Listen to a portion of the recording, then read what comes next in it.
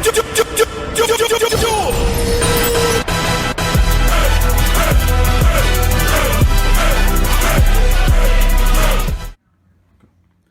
up, y'all? It's Lil Vamp here from Team Misplay, and I'm bringing y'all my 2020 TrapTrix deck profile post-eternity code. And I'm going to start off with the monsters. First off with the most important, TrapTrix Mermelio. On normal summon, it will search you any of your normal trap hole cards, and if it's special summoned, either from deck, hand, or grave, it can pop any of your opponent's spell or trap cards. And it's a mandatory effect, so even if they have no spell or trap cards, this effect will activate and it will trigger Sarah, even if you're going first. On to TrapTrix Dione, also a 3-of. On normal summon, she can summon any of your TrapTrix from the grave in defense, so the only thing she can't summon back is the Sarah. And when she's special summoned, she can set one of your trap hole cards from the grave, but during the end phase of your next turn, if you haven't used it, it will be banished. 2 Mantis. When this card is normal summoned, it can search you any of your TrapTrix monsters from your deck, which is a really good combo starter. If you didn't open Mermelio, you can normal summon this, search the Dione, and have a play for next turn.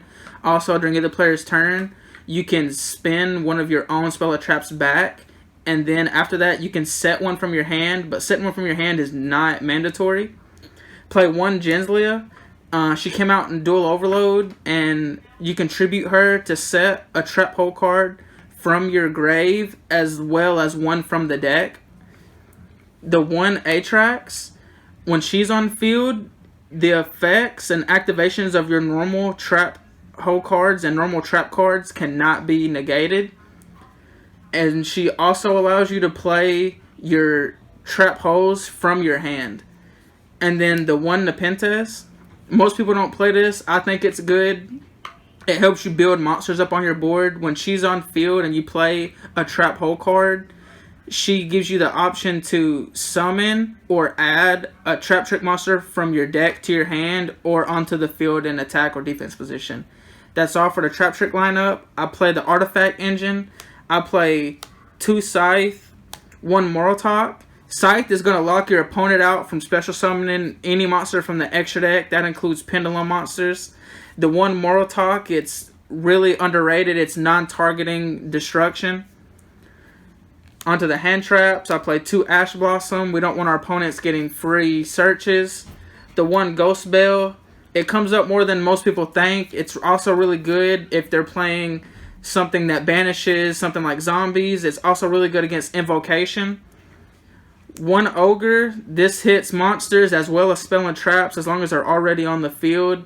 Really good for taking out field spells a lot of the time. And 1 Effect Veiler. A lot of people are going to try to chain block their monster effects, but Effect Veiler just plays around the chain block. That's all for the main deck. On to the traps. Onto my trap setup. 2 TrapTrix. Obviously, we're playing TrapTrix, so we're going to play 2. You do not need 3. 3 can be kind of cloggy. As long as you play 2 copies of any normal trap card, you can play TrapTrix and TrapTrix it out. So, after you play the TrapTrix, though, only thing that sucks is you're locked into 1 more activation of a trap card. So, if they negate the activation of your trap card after you play TrapTrix, you can activate another trap card. Onto my TrapTrix targets, play 2 Bottomless. They summon anything with 1500 or more attack. As long as it can be destroyed, this will destroy and banish the target. 2 Floodgate. This is just like pretty much if you're used to playing dinos, this is like Ultimate Conductor Tyranno effect. Anytime they summon a monster, this flips it down. They can't change their monster's battle position unless they have a card effect to do so. 2 Time Space. I play 2 Time Space because I think it's good for if they're pen summoning or if they're summoning a whole lot of problem cards. This fully eliminates the problem by sending it back to the extra deck or the deck. You do lose 1,000 life points per card spent. And then 2 TrapTrix Chapeau Nightmare. This is just like Solemn Strike without having to pay the life points. All you do is the monster has to be special summoned that turn and use its effect, and you can negate and destroy it. 2 Artifact Sanctum because we played the Artifact package. And this comes into play where if it's set and your opponent destroys it, you also get to destroy any card on their side of the field, as well as you can chain it to still summon your artifact off to get that effect. 2 Shade Brigadine. This is pretty much another just level 4 body as long as you go first or you open this before you have any trap cards in your grave, because what you'll do is you can summon a TrapTrix, link it off into Sarah, set the Shade Brigadine and activate it, which will trigger the Sarah to give you another TrapTrix from the deck, and then you can make any rank 4 XZs that you play.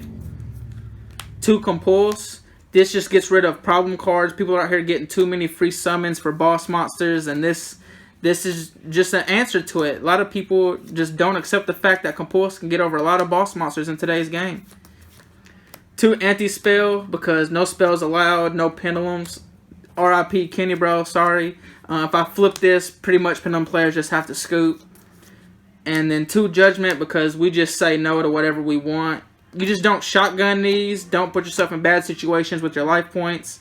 And then lastly, I have the Heavy Storm Duster.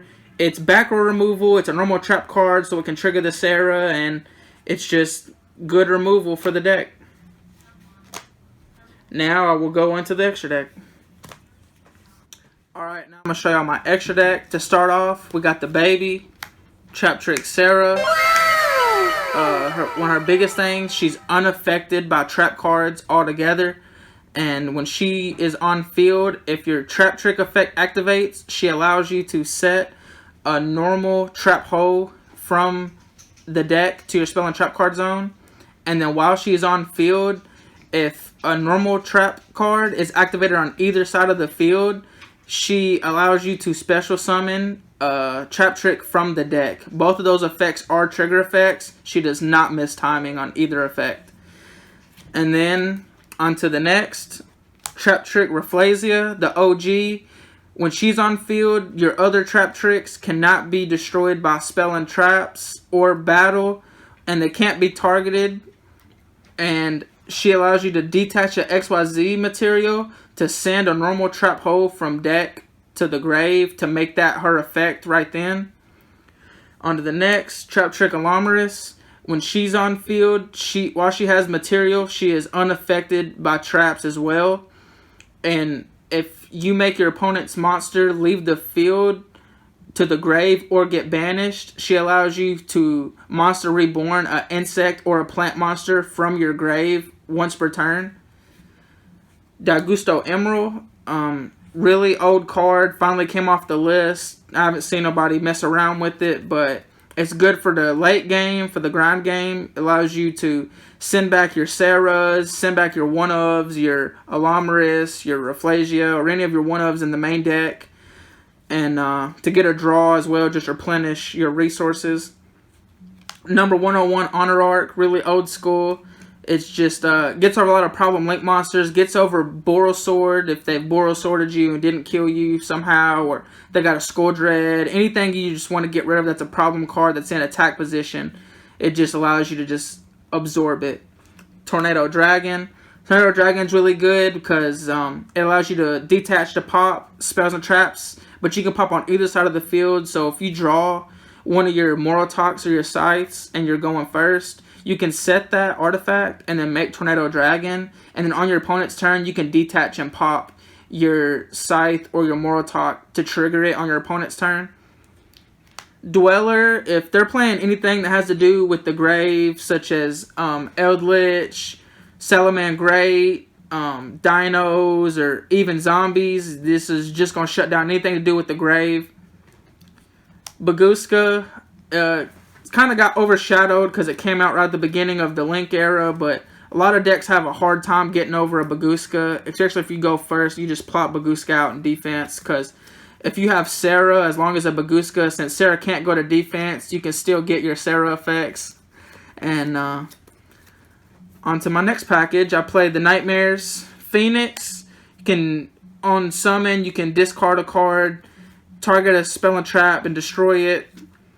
Cerberus, on summon, you can detach to pop a special summon monster in your opponent's main monster zone only. And since they both point up, if you summon them under Sarah, you get to destroy an opponent's card, and you also get a draw as well. Then I play Nightmare Unicorn, because it's just spot removal. You just discard, spin a card back to the deck. Really good to get over Floodgates. Play Skull Dread. Skull Dread can come up because if you're triggering the Sarah a lot, you'll have a lot of monsters on field, as well as Shed Brigadine and just free bodies. You can make Skull Dread if you want to replenish your hand or get attack boost, or a lot of times you just want that additional summon. And then I play one Borreload. Borreload's good. You can make him steal your opponent's monster, kill him with their own monster.